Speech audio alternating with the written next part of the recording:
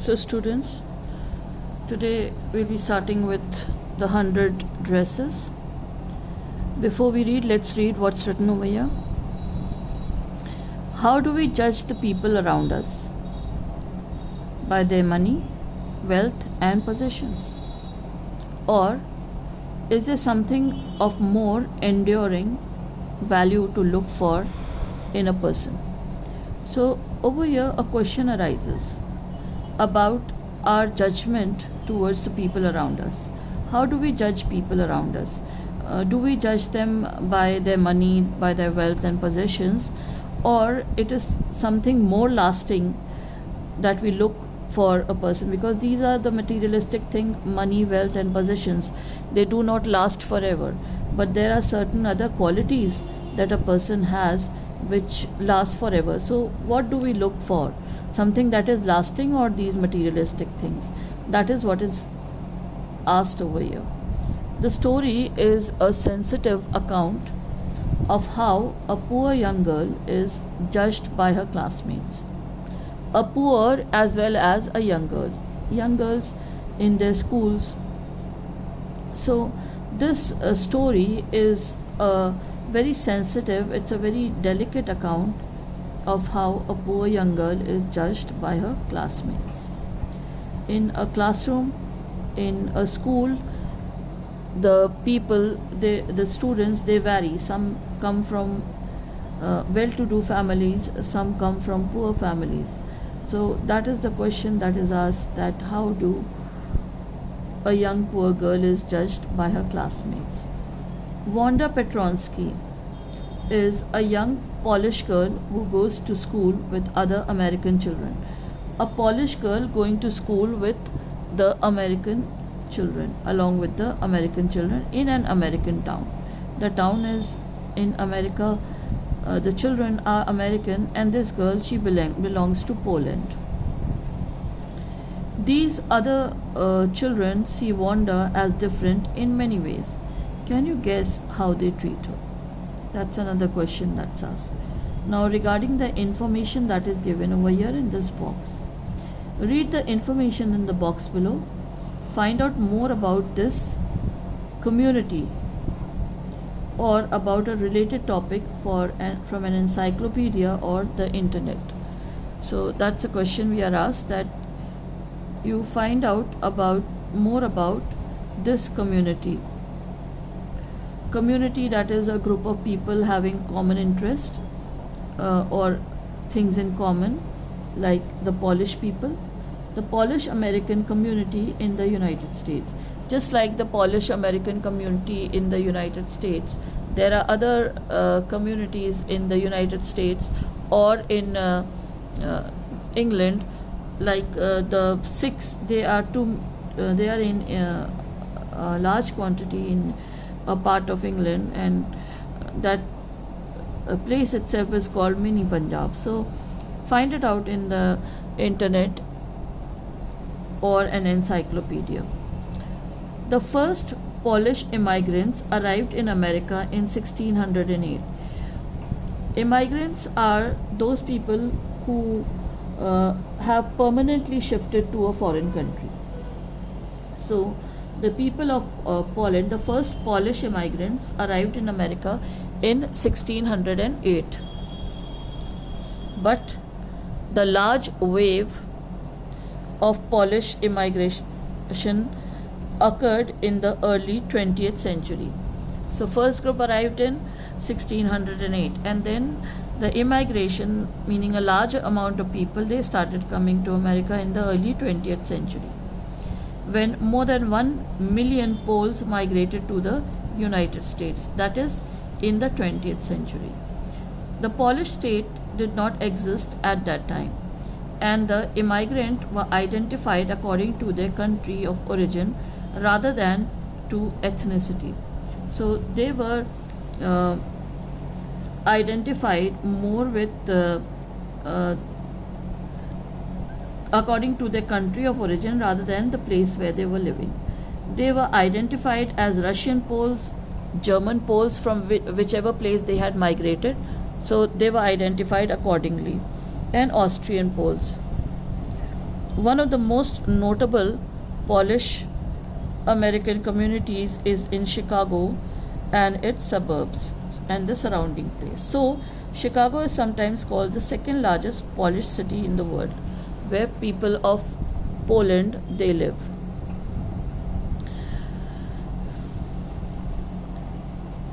Next only to Warsaw, the capital of Poland. So, Chicago is where the second largest people of Polish origin they live over there, just next to Poland, which is the capital of Warsaw, which is the capital of Poland.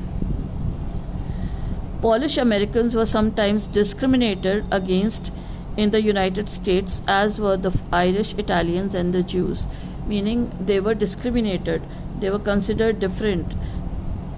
According to the United States 2000 census, 6,67,414 Americans of age 5 years and older reported Polish as the language spoken at home. So this large quantity they were speaking the language of Polish, which is about 1.4% of the people who speak languages other than English, or 0.25% of the US population. So that is what the people were speaking. Now coming to the real chapter.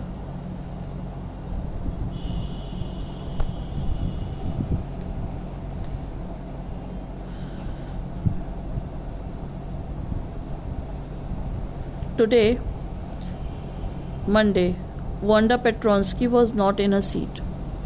But nobody, not even Peggy and Madeline, the girls who started all the fun, noticed her absence. So today, the day that is there today is Monday. And Wanda Petronsky, that is the girl in question, she was not in her seat. And because she was not a very prominent girl, not a very famous and popular girl over there, so she was not even noticed whether she is present or not. Not even Peggy and Madeline, these are the other two girls who started all the fun, noticed her absence. So these two girls also did not notice her absence. Usually Wanda sat in the seat next to the last seat in the last row in room 13. So the room is room 13 and the seat is the last seat next to the last seat in the last row. She sat in the corner of the room where the rough boys who did not make good marks sat. So she was sitting along with the rough boys who did not score too many marks.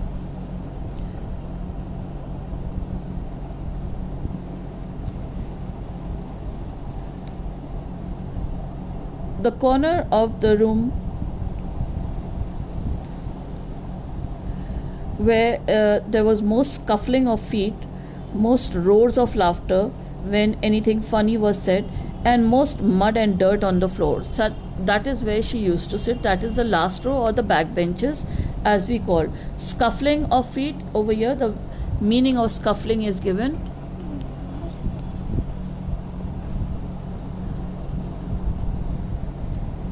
Scuffling meaning is given, that is noisy dragging movement of the feet on the ground. That is in the last row. And that is most of the mud and dirt was there on the last row, or the back benches where the back benches used to sit, and they were not good in studies. Wanda did not sit there because she was rough and noisy. She did not sit there because she was rough and noisy. She was on the contrary, in contrast to that, on the opposite. She was very quiet and rarely said anything at all. And nobody had ever heard her laugh out loud. Sometimes she twisted her mouth into a crooked sort of smile, but that was all. So she never used to laugh loudly also, like the roars of laughter that used to come from the back benches. And she was not the rough and noisy type. In fact, she was quiet and she rarely said anything, and she just smiled a crooked smile, but that was all that she did. Nobody knew exactly why Wanda sat in that seat.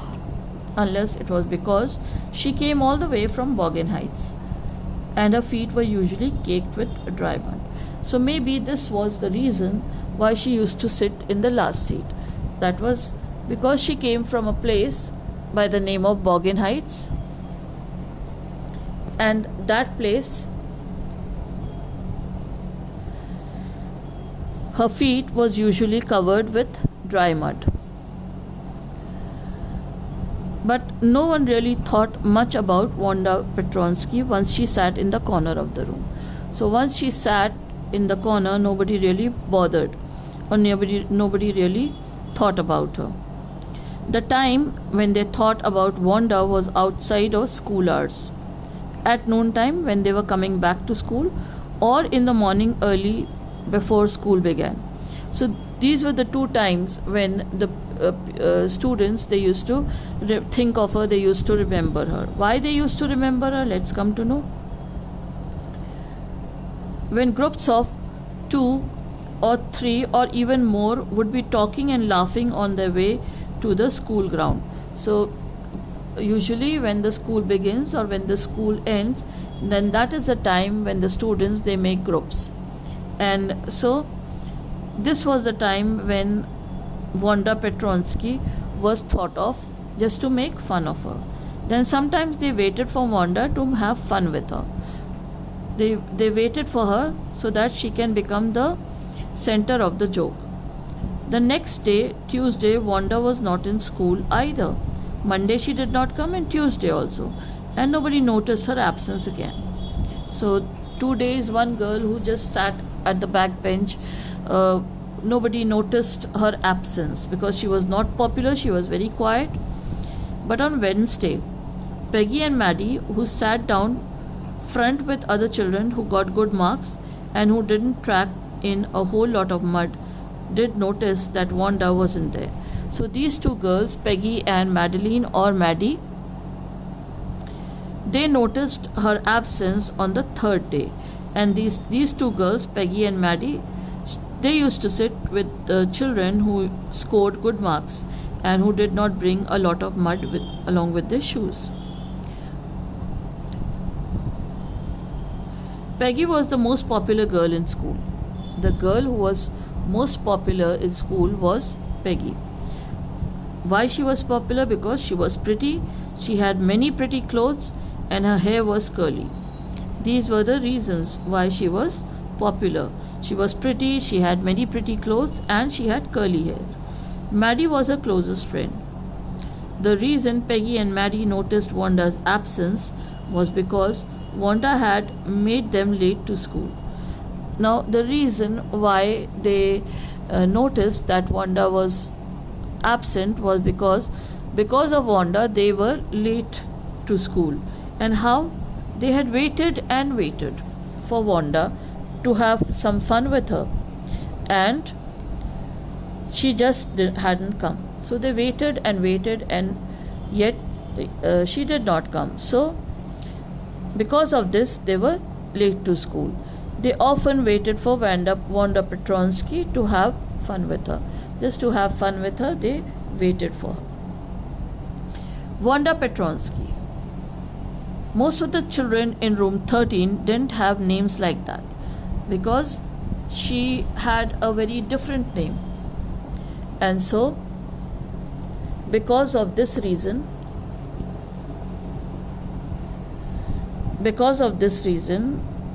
she was made fun of. The children had easy names to say, like Thomas, Smith, or Alan. There was one boy named Bounce, Willie Bounce, and people thought that was funny, but not funny the same way that Petronsky was. So people thought that Bounce, one boy whose name was Willie Bounce, and they thought because the name is Bounce, so it's funny, but nothing similar or nothing the way Petronsky was. Wanda didn't have any friends. She came to school alone and went home alone, just like a loner, not a very popular girl. So she used to come to school all alone and she used to go back alone. She didn't have any friends. She always wore a faded blue dress that didn't right. Didn't hang right mean didn't fit properly. So the dress that she wore was always a faded blue dress. It was clean, but it looked as though it had never been ironed properly. Although the dress was clean, but not very tidy, not ironed properly. She didn't have any friends, but a lot of girls talked to her. Sometimes they surrounded her in the schoolyard as she stood watching the little girls play hopscotch on the worn hard ground. So the girls, they usually surrounded her, and when she was in the playground and she was watching the other girls play hopscotch. Hopscotch is a game in which children hop into and over square marked on the ground. So that is the hopscotch game. So this was when the girls, they surrounded her in the schoolyard. Then Wanda, Peggy would say in a most courteous manner, as though she was talking to Miss Mason, just like talking to a teacher in a very courteous manner, in a very polite manner. Peggy used to talk to her. Wanda, she'd say, giving one of her friends a nudge and poking, sarcastically, all of us, how many dresses did you say you had hanging up in your closet? So this was how very politely Peggy used to question her in a joking manner. 100 dresses. 100, Wanda would say. 100, exclaimed all the little girls incredulously. Incredulously meaning hard to believe.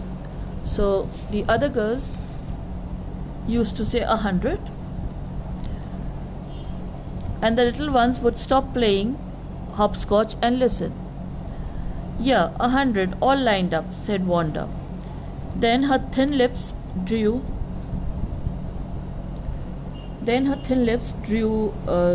together in silence. What are they like? All silk, I bet, said Peggy. Yeah, all silk, all colors, velvet too.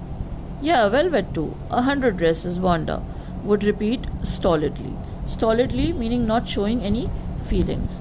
So this was how the girls used to question her, and she used to answer without showing any feelings. All lined up in my closet. Then they let her go. And then before she'd gone very far, they couldn't stop. They couldn't help bursting into shrieks and peals of laughter. Now why did they, laugh like this? That she's saying that she has 100 dresses all lined up in her closet, and she's wearing only a faded blue dress which is not ironed also, and